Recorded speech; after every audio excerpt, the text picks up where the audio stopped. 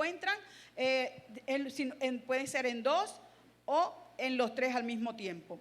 Seguimos, por favor. Aquí les tengo una tabla comparativa. ¿Por qué una tabla comparativa? Porque, por ejemplo, en los libros sinópticos,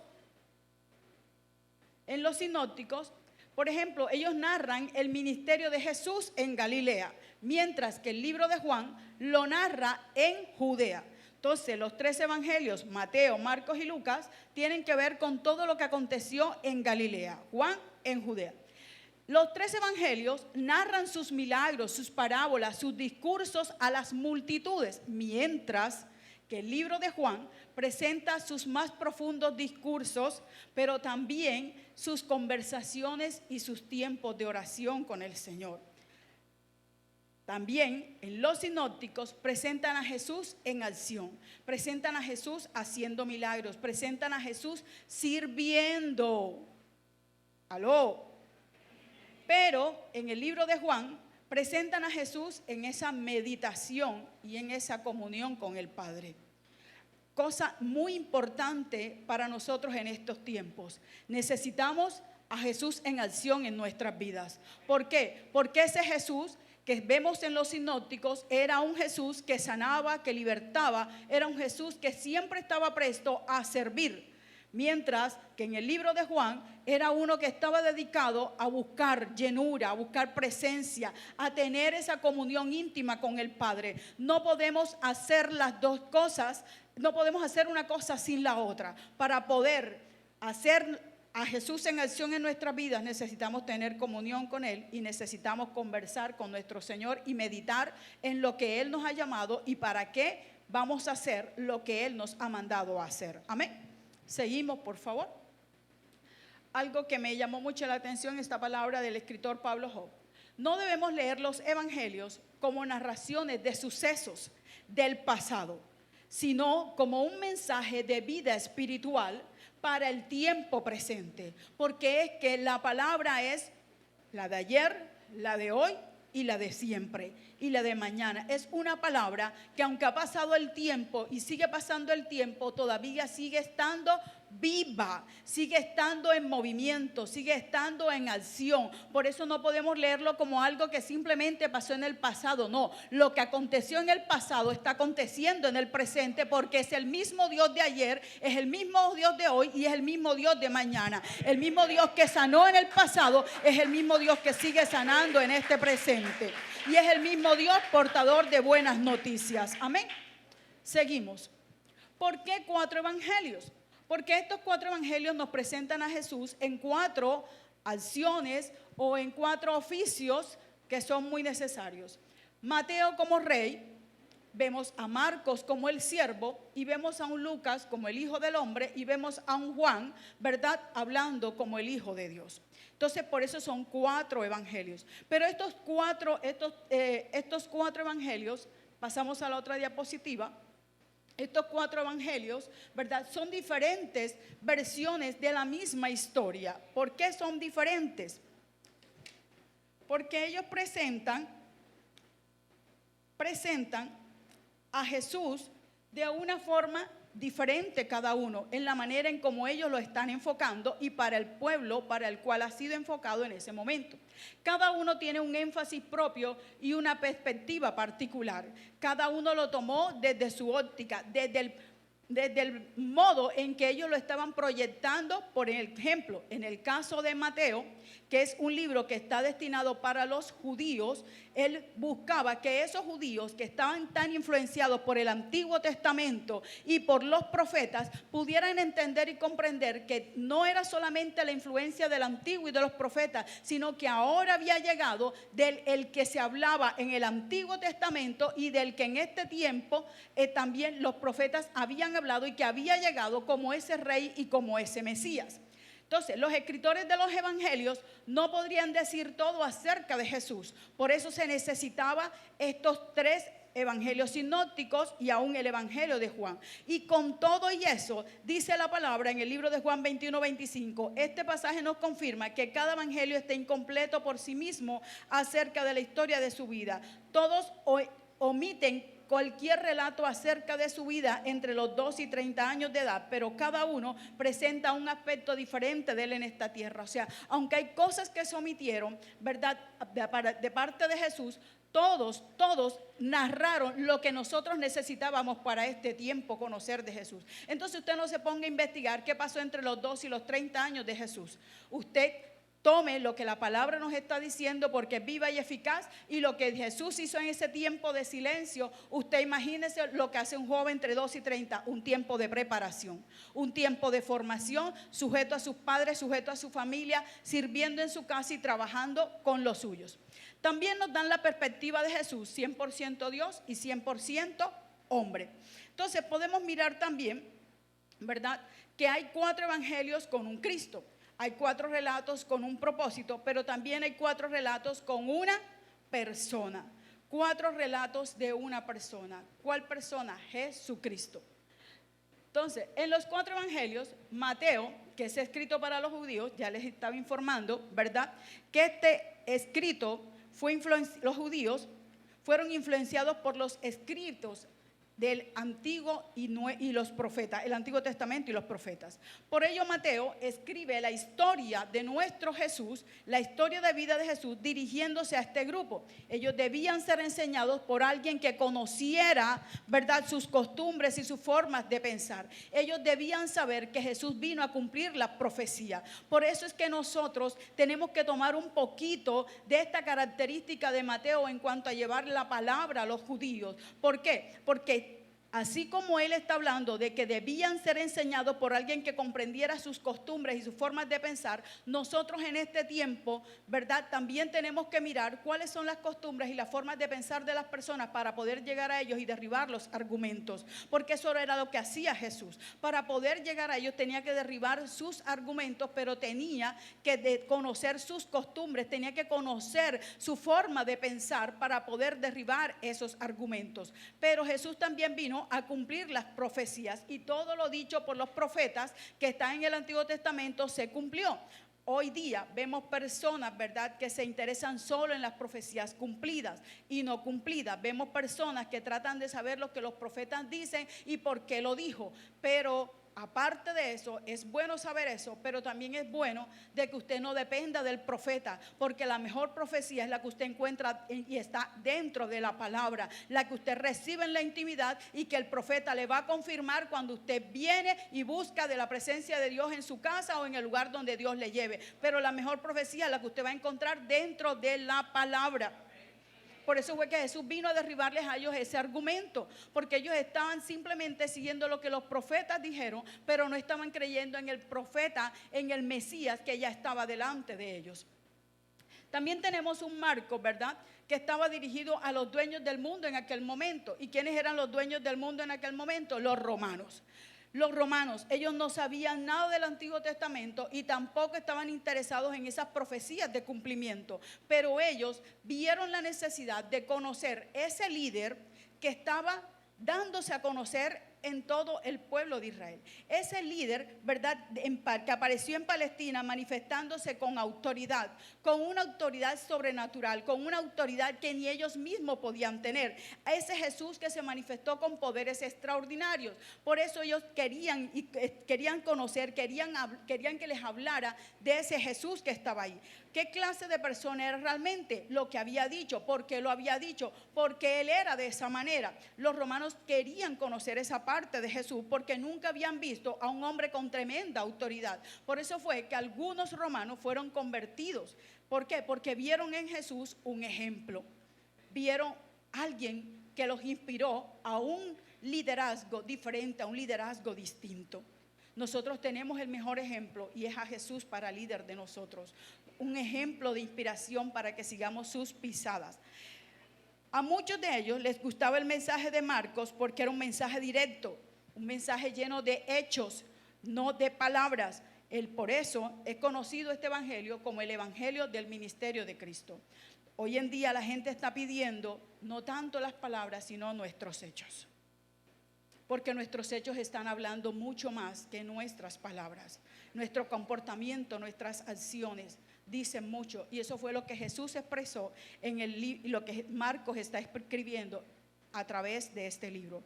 Los hechos de Jesús, el comportamiento de Jesús, las acciones de Jesús.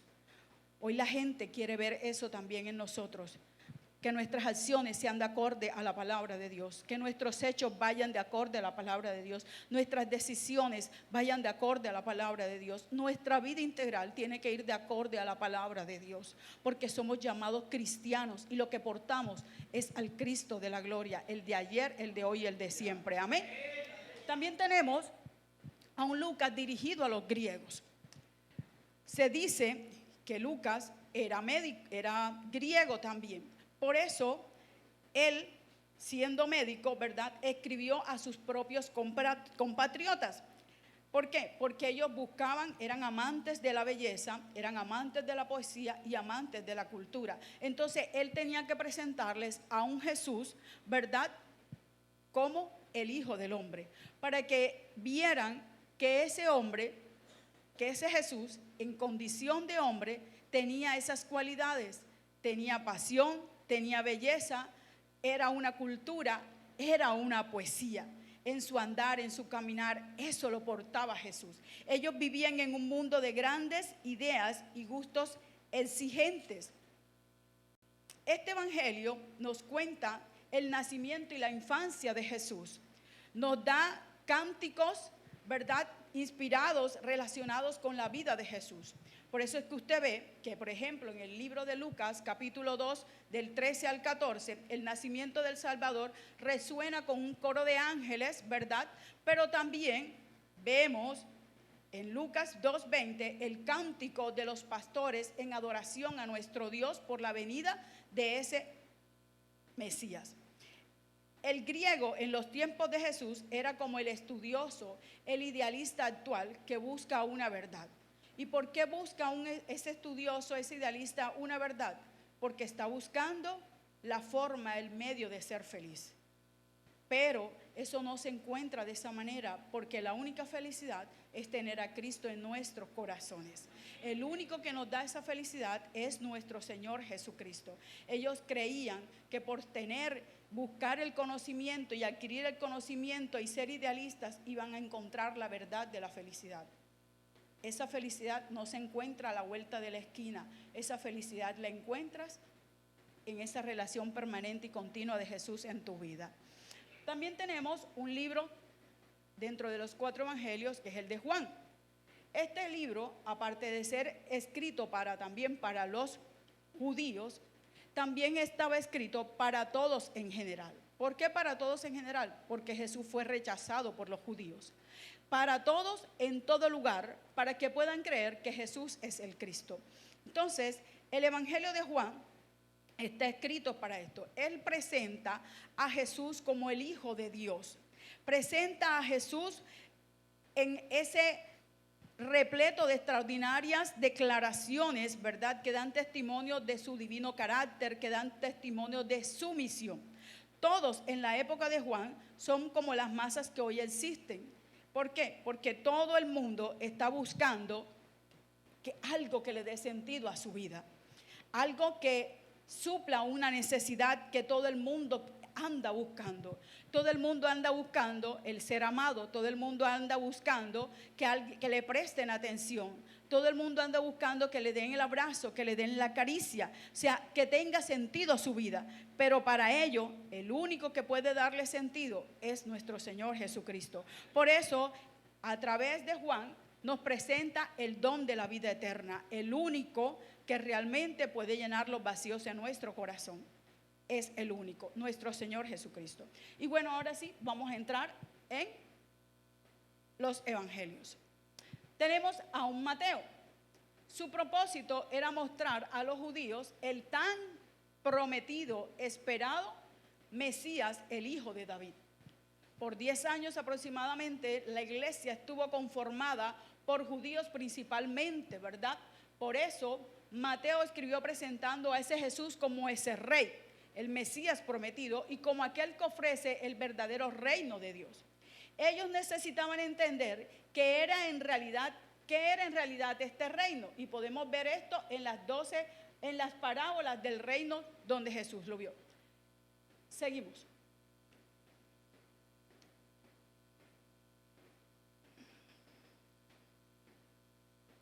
antes de pasar allá. Su propósito, ¿verdad? En Mateo, no solamente era mostrar a Jesús como el hijo de David, ¿verdad? Y que su vida iba a cumplir las promesas del antiguo, profecías del Antiguo Testamento. Vemos en el libro de Mateo, Mateo 1, versículo 1, ¿verdad? Que ahí está hablando de Jesús, hijo de David, hijo de Abraham. Si usted lo busca ahí en su Biblia, usted encuentra esto. ¿Y esto qué nos está hablando? Aquí hay dos declaraciones importantes. Están vinculando a Cristo con dos pactos que Dios hizo. Un pacto que hizo Dios con David y un pacto que hizo Dios con Abraham. ¿Y cuáles fueron esos pactos? A ver, ¿quién me dice? ¿Ya ustedes los vieron? ¿No vieron los pactos? Pedro, bueno.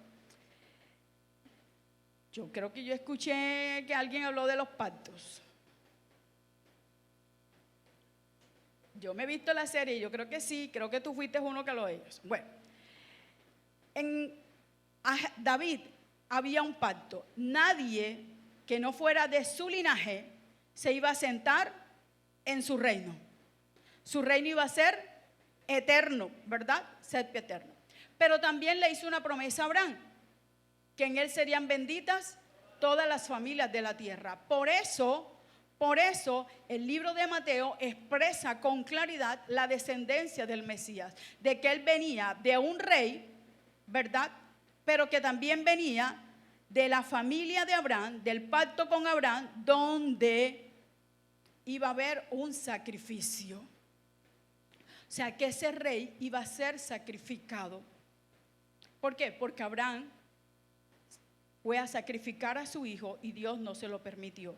Por eso el Señor le da la promesa que en él serían benditas todas las familias de la tierra. Y lo vemos ahí en esa parte. Entonces, el hijo de David fue un rey, el hijo de Abraham fue el sacrificio. Por eso Mateo comienza con el nacimiento de un rey que incluye la ofrenda de un sacrificio. Y Mateo nos enlaza con el Antiguo Testamento. Si los terminaron la semana pasada, ¿cierto? Entonces, como nos enlaza con el Antiguo Testamento, cada página nos conecta, ¿verdad?, con los profetas. Nos muestran todas las enseñanzas cumplidas, todas y cada una, ¿verdad?, de esas enseñanzas que dieron los profetas, dándose cumplimiento en la persona de Jesucristo. Por eso Mateo, un judío creyente, ¿verdad?, recaudador de impuestos, al cual Marcos y Lucas le dan el nombre de Leví, ellos necesitaban entender qué era en realidad este reino y podemos verlos en las parábolas. Es el evangelio, Mateo es el evangelio del cumplimiento. Pasa por favor. Mateo era rechazado por la sociedad, no era aceptado, dejado por fuera en las sinagogas, quizás aún hasta del templo. Al seguir a Jesús encontró algo que no encuentra en los religiosos. Encontró el amor. Mateo, como él estaba dirigido por su jefe eran los romanos, él era el recaudador de impuestos.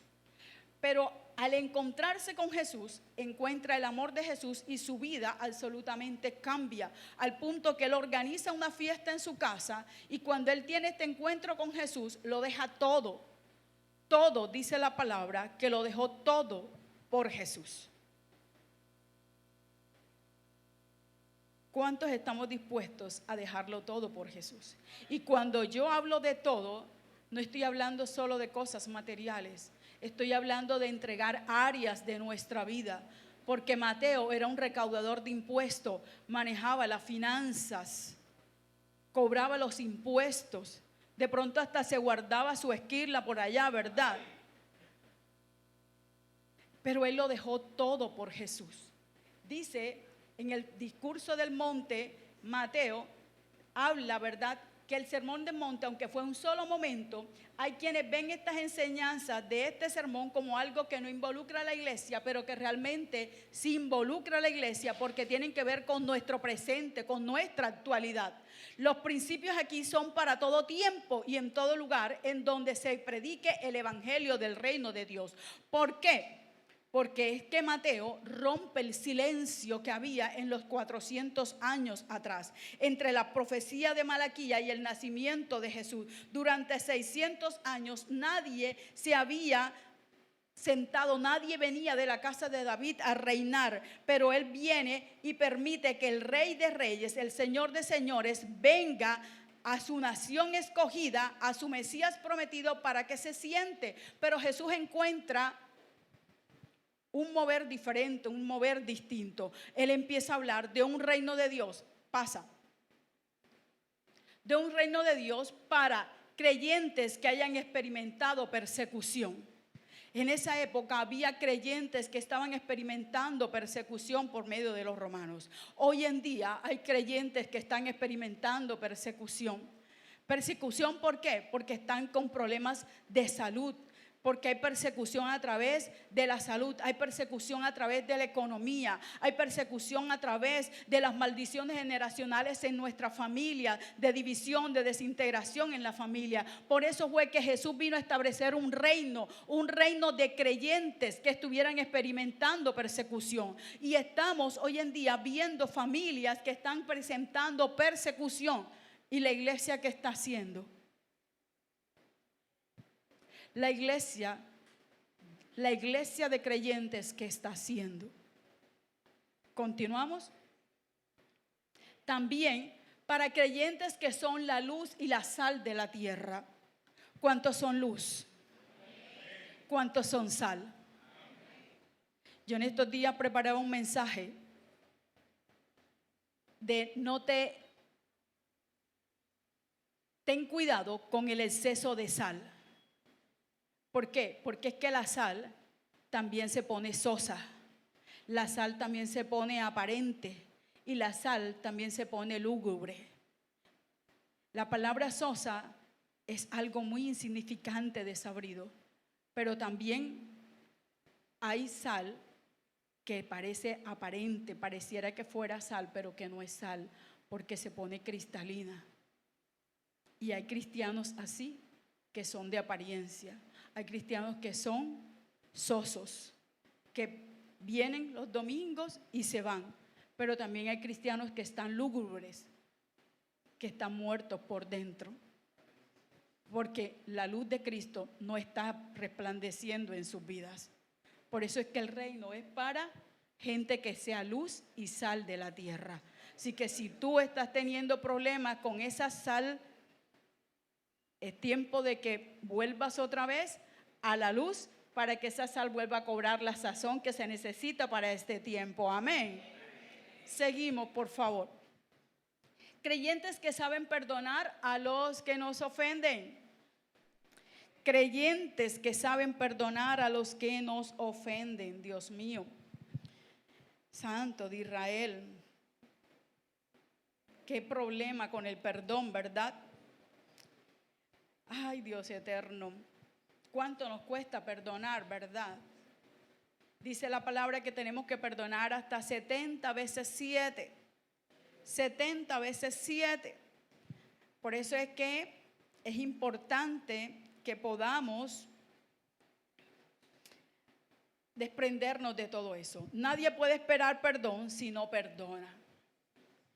Dice en Mateo 6:12, nadie puede esperar perdón si no perdona. Seguimos.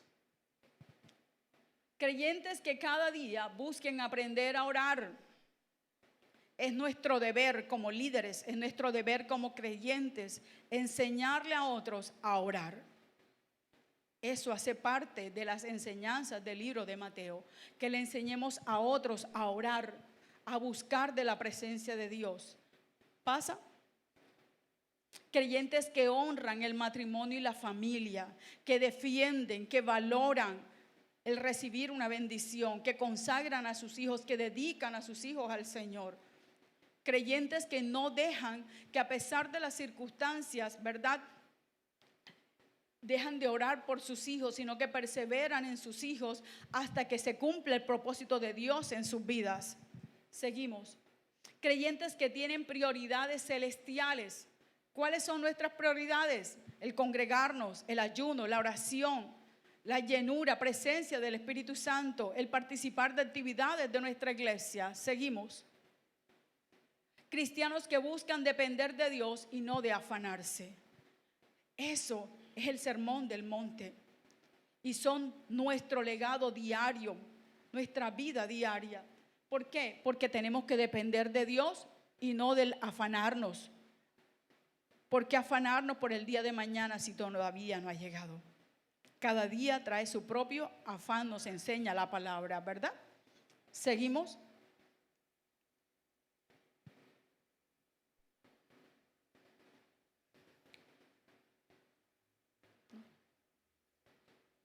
¿Se acabaron? Okay. Bueno, ahí tenemos el bosquejo de Mateo, pero no vamos para allá todavía. Entonces, en Mateo también podemos mirar milagros especiales. Encontramos 12 milagros que hizo frente a necesidades humanas. En el libro de Mateo también, capítulo 10, del versículo 2 al 4, dice que para su administración Él llamó a hombres, para la administración de su reino, Él llamó a hombres y mujeres para instruirlos. Estos hombres y estas mujeres no estaban en el templo. Estos hombres y estas mujeres no estaban en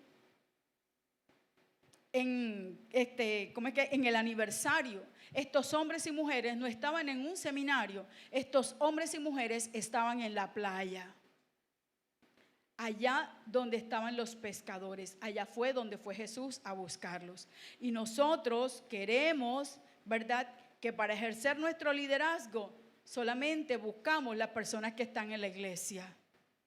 Donde allá afuera hay gente que está esperando por nosotros para ejercer un liderazgo.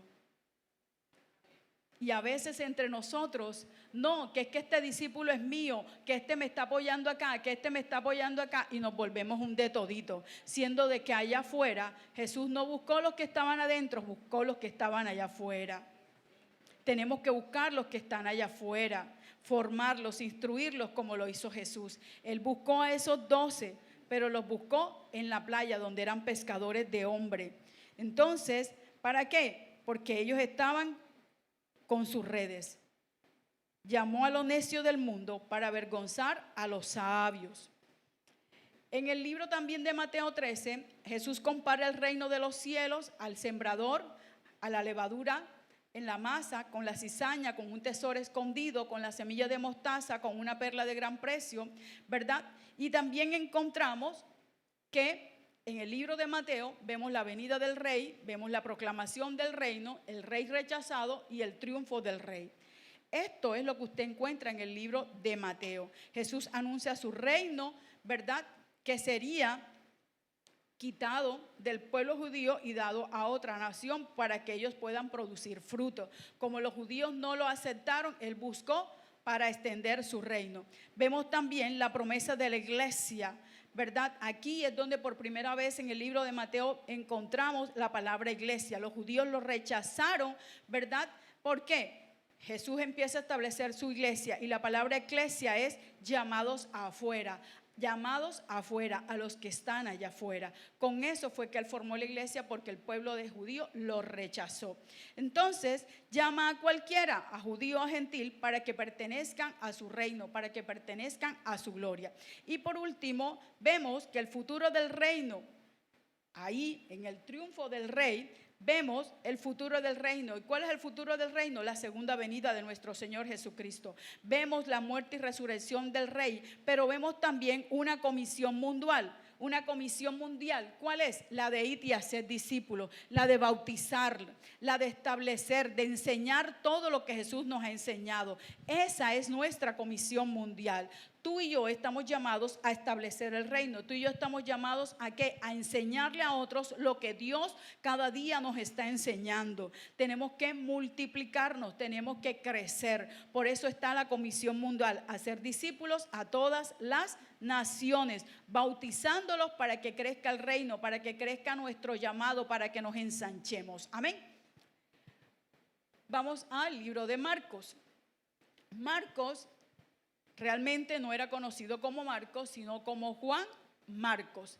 Por eso tenía por sobrenombre Marcos. Dice que era sobrino de Bernabé, ¿verdad? Entre Bernabé y Pablo hubo una disputa por cuestiones de Marcos, se separaron, pero más adelante Pablo, al ver el cambio, la transformación de Marcos, lo manda a buscar y fue de mucha bendición para Pablo en sus viajes, al punto de que él estuvo con Pablo y Bernabé en los diferentes viajes que Pablo hizo. El propósito de Marcos al escribir su evangelio era narrar claramente hechos acerca de Jesús, especialmente sus acciones más que sus palabras. Acciones más que palabras. Ojo con esto, acciones más que palabras. Es el evangelio más corto, tiene solamente 16 capítulos, mientras que Mateo tiene 28. Presenta a Cristo como el humilde pero perfecto siervo de Jehová. Entonces, ay, Dios mío, ese abanico no me ayuda. En Marcos, por ejemplo, 10:45, podemos determinar el propósito del libro. Escribir su evangelio, su único propósito era narrar estos hechos, esas acciones que destacaron todo lo que era Jesús en su esencia. Los milagros tenían un propósito principal, ¿verdad? En el libro de Marcos. Seguimos. A ver si está ahí. Sí, acá está. Solo Marcos nos dice que Jesús fue carpintero, que tomó de la mano el ciego, que abrazaba a los niños. Solo Marcos nos dice que Jesús fue entristecido, que gimió, que se maravilló, que amó, que miró con enojo a su alrededor cosas que no eran agradables, ¿verdad? Por eso Él puede compadecerse de nuestras debilidades y por eso Él se compadeció de esas multitudes que necesitaban sanidad, que necesitaban perdón, que necesitaban liberación. ¿Por qué? Porque Él se acercó a ellos, no tuvo acepción de personas, los abrazó, demostró su amor. Cada persona que llega a la iglesia viene buscando eso. Viene buscando que le abracemos, viene buscando que le demos una sonrisa, viene buscando que sepamos su nombre, viene buscando que le visitemos, viene buscando al Cristo que tú y yo portamos. Cada persona que viene a nuestra iglesia viene buscando eso. Cada persona que nos encontramos y sabe que nosotros somos cristianos necesita eso. Que alguien le acaricie, que alguien le dé una buena noticia, que alguien le sonría. No que alguien le cierre la puerta. Por eso Él se puede compadecer de nuestras debilidades. Él era el prometido redentor y rey que todos necesitamos, así como en aquel tiempo todos necesitaban. Hoy todos necesitamos a Jesús. Usted y yo solamente no lo necesitamos. Allá afuera hay una multitud que necesita a ese Jesús. Hay multitudes que necesitan a Jesús y que están esperando por ti y por mí. Amén.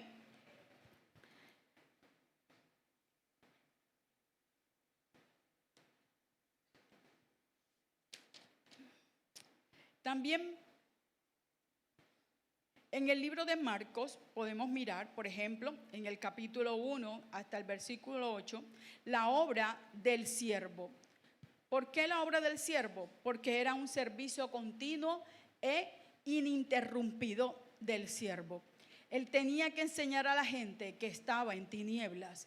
Él tenía que alentar a la gente que estaba sin esperanzas. Él tenía que sanar a la gente que estaba enferma. Él tenía que sanar a aquel que estaba padeciendo. Él tenía que liberar a la gente que estaba siendo perturbada bajo el poder del Satanás. Y tenía que perdonar y purificar a la gente porque eran pecadores.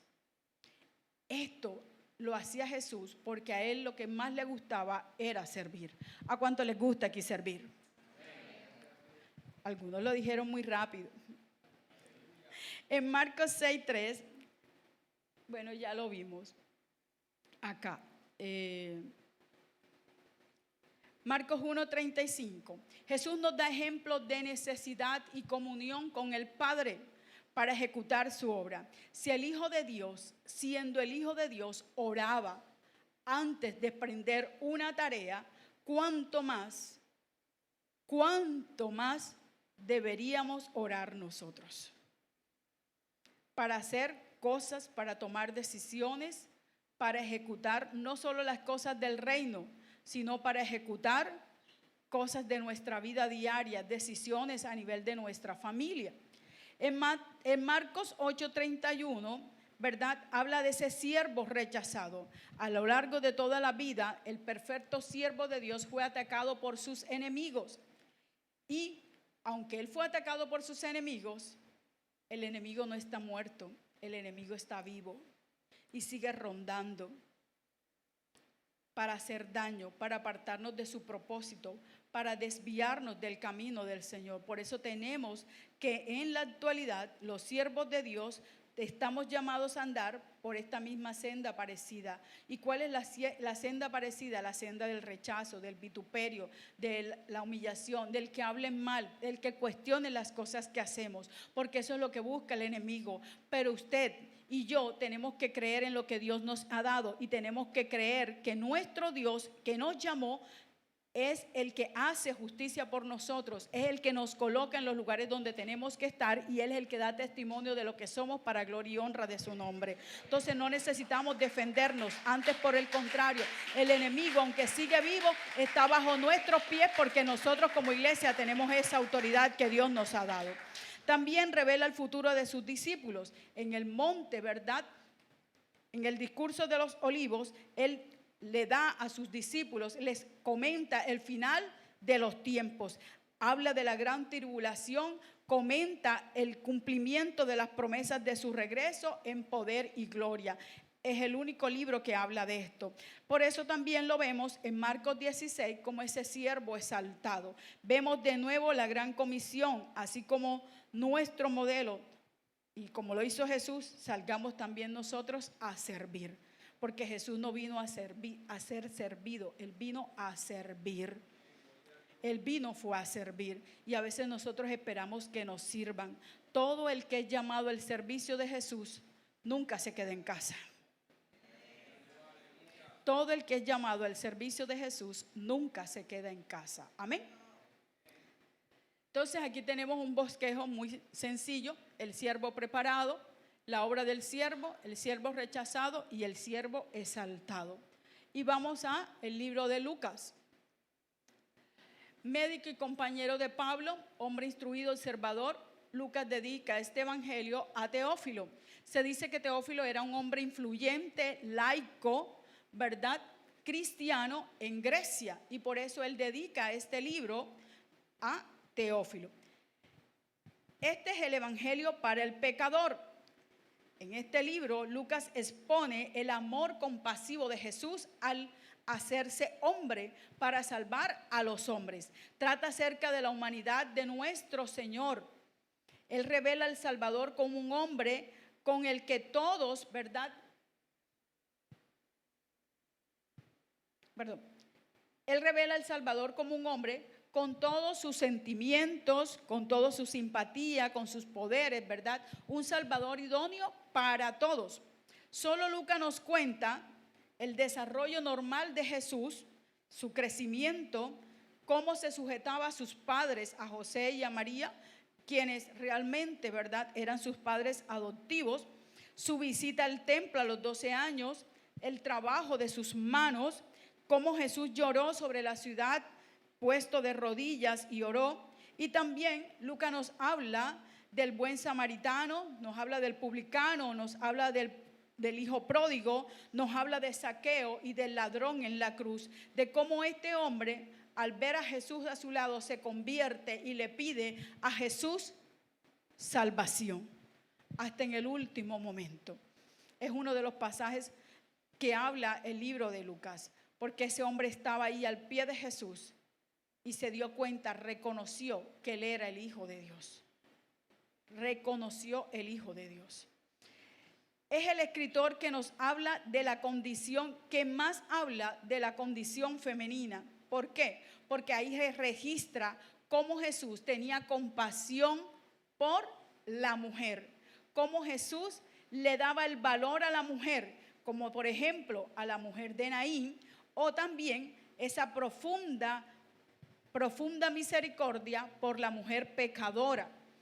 Y se ve la consideración de él por la mujer y por los niños. Pasamos.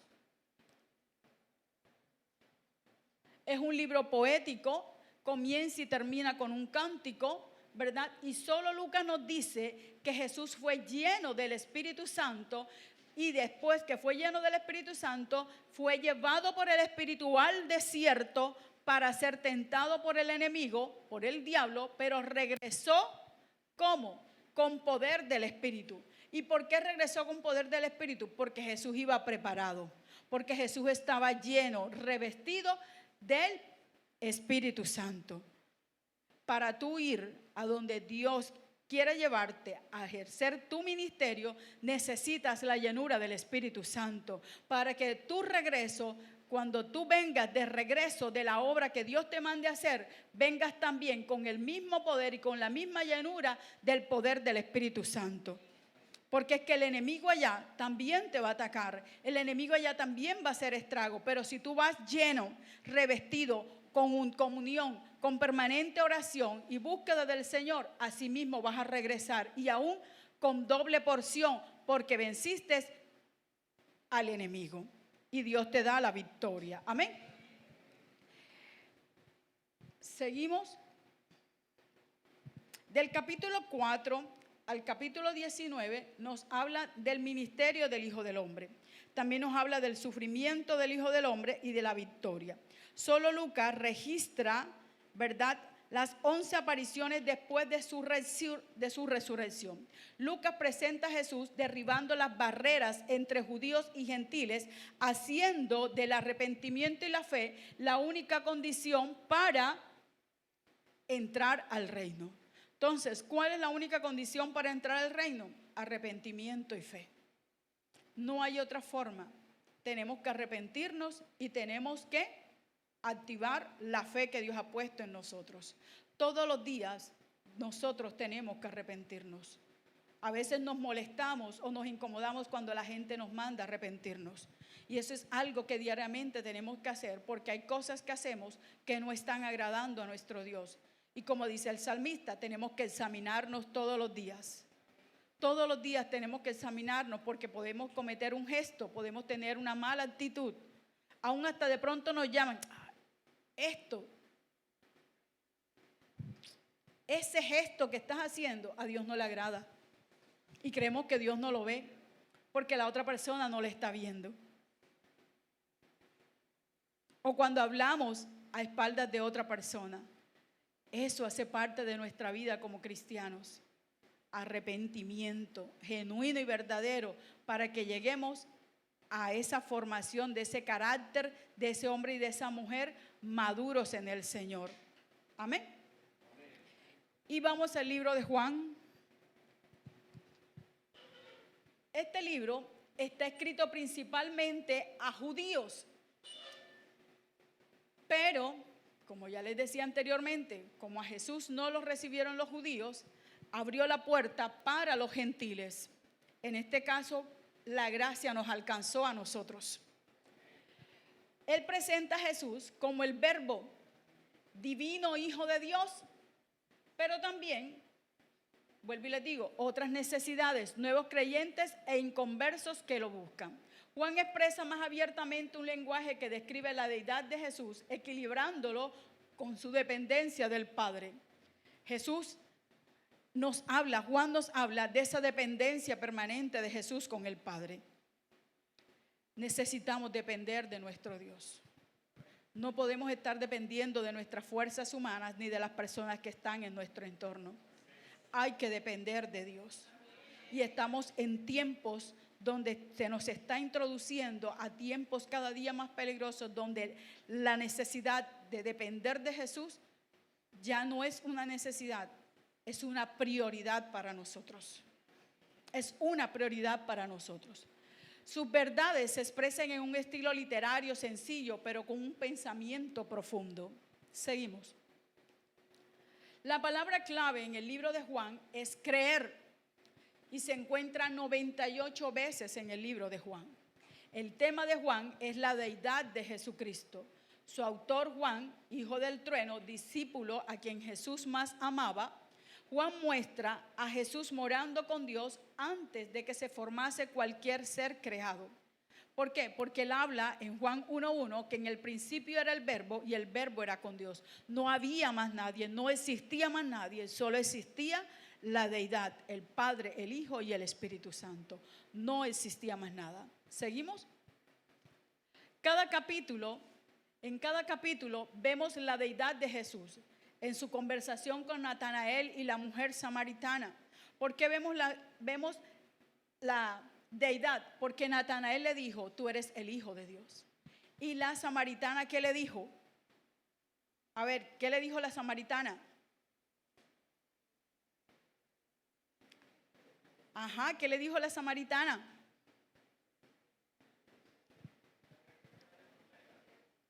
Tú eres un profeta, eres el Hijo de Dios, ¿verdad? También la samaritana reconoció que él le estaba dando de la agua viva. Pero también vemos en el libro de Juan 7 declaraciones del yo soy. 7 declaraciones del reconocimiento de la deidad del Señor. En el yo soy el pan de vida, yo soy la luz, yo soy el buen pastor, yo soy la resurrección y la vida, yo soy el camino y la verdad y la vida, yo soy la vida eterna. Antes que Abraham fuese, yo soy. 7 yo soy, 7 declaraciones que nos confirman la deidad de nuestro Señor Jesucristo y que las confirma. Pero también tenemos en el libro de Juan 7 testigos declarando que Él es el Hijo de Dios. ¿Y cuáles eran esos testigos? Aquí los tenemos: Juan el Bautista, el mismo Natanael, Pedro, Marta, Tomás, Juan y el mismo Jesús. Cuando Él dijo, el Hijo de Dios, yo soy. ¿Quién le pregunta eso? Se lo pregunta Poncio Pilato. ¿Tú quién eres? Tú lo has dicho, yo soy el Hijo de Dios. Entonces ahí lo tenemos. Jesús revela el verdadero secreto de la vida cristiana a sus discípulos en el capítulo 15. ¿Y cuál es el secreto? Permaneced en Cristo. No hay otra forma.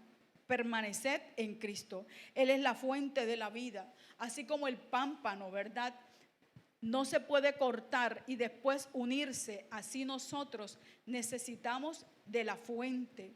Y nuestra fuente es Jesucristo. No podemos apartarnos de esa fuente. Porque la única manera de dar frutos es al lado de esa fuente, conectados a esa fuente. ¿Cuáles frutos? Los verdaderos frutos dignos de arrepentimiento, los verdaderos frutos del cambio, de la transformación en nosotros. Que las personas puedan ver en nosotros que somos verdaderos cristianos, que aún el mismo reino de las tinieblas y Satanás y sus demonios pueda reconocer tu autoridad, mi autoridad, y que pueda reconocer que usted y yo somos hijos de Dios. Amén. Somos hijos de Dios. También en el libro de Juan, Jesús le dijo a Pedro, a quien 3 veces lo negó, y le dio la oportunidad de confesarle 3 veces. Jesús restaura la relación con Pedro, restaura su relación. ¿Por qué? Porque le dio nuevamente el privilegio de servirle. Porque Jesús vio el corazón de Pedro que se arrepintió. A veces no queremos darle oportunidades a las personas. A veces no queremos, que creemos que esa persona, como falló, no tiene nuevamente oportunidad. Dios a Pedro, le dio nuevamente oportunidad y 3 veces lo negó. 3 veces lo negó.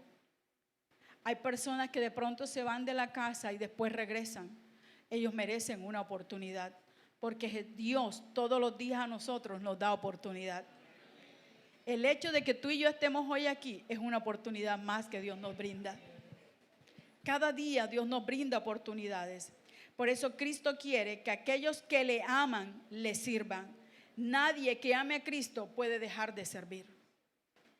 Si tú realmente amas al Señor, tú tienes que tener corazón de servidor. Porque el que le ama verdaderamente tiene que servir. No puede dejar de servir.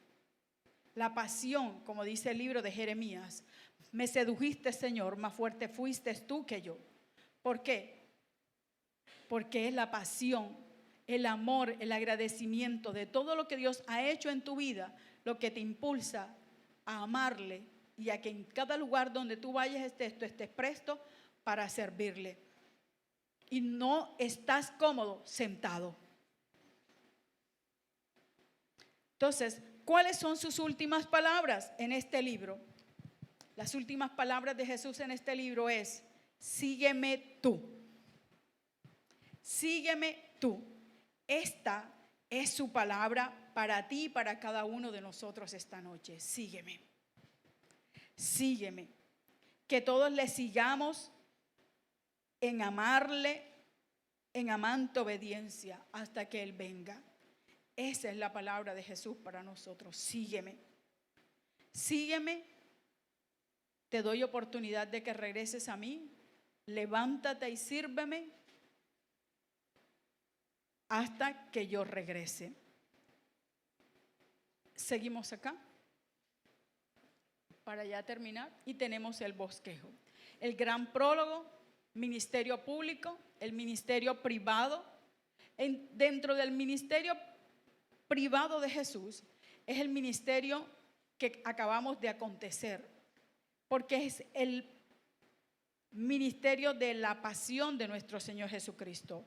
Fue esa semana santa que acabamos de pasar, desde el domingo de la entrada triunfal a Jerusalén hasta el domingo de resurrección. Ese es el ministerio privado de Jesús, porque realmente pocos conocen lo que Jesús estaba pasando en esos días. La cena con sus discípulos, el lavatorio de los pies con ellos, para después pasar y prepararse antes en ese ministerio privado el tiempo que gimió en el Getsemaní porque la hora venía. ¿Usted sabe cuántas veces, a pesar de que nadie le vea, Jesús le ha visto como usted gime y llora en el secreto? Porque el que nos ve es nuestro Señor. Sufrimiento y muerte, victoria sobre la muerte. Porque es que Jesús no quedó ahí al punto de que estamos esperando su venida, al punto de que ya está ahí a la puerta. Por eso, iglesia, nos tenemos que levantar a servirle. Por eso, iglesia, Jesús te dice: sígueme. Por eso Jesús te dice: perdona hasta 70 veces 7. Dale oportunidad a aquel al que yo le doy oportunidad de que regrese. Hasta que yo venga, levántate y sírveme. Los evangelios nos hablan de ser portadores de buenas noticias. Seamos portadores de buenas noticias. Seamos esos instrumentos de bendición para esas vidas que están delante de nosotros. Dejemos de cuestionar, dejemos de criticar. Cada evangelio estaba cumpliendo una función. Usted y yo cumplamos la función. El pastor Joel hablaba de 4, el mes 4 en el 2004, y estamos hablando de 4 evangelios esta noche. 4 evangelios que marcaron la historia y que si usted lo lee y con toda la detención y toda la comunión y con toda la claridad y con todo el tiempo que requiere, usted va a encontrar ahí tesoros de bendición para su vida. Porque cada uno de ellos nos habla de la vida, esencia de nuestro Señor Jesucristo y de lo que Él es para cada uno de nosotros. Todo lo que Él vivió, todo lo que Él hizo, todo lo que ejecutó por amor a nosotros.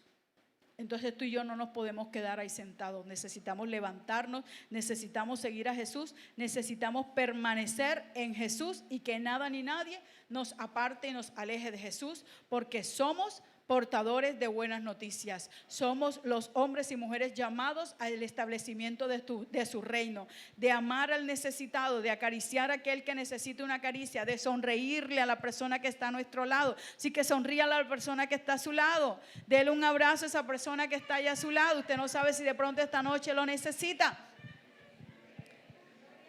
Dígale: cuentas conmigo, seguimos, permanecemos juntos. No nos podemos desprender del pámpano que es nuestro Señor Jesucristo, porque Él esta noche nos dice: sígueme, sígueme tú.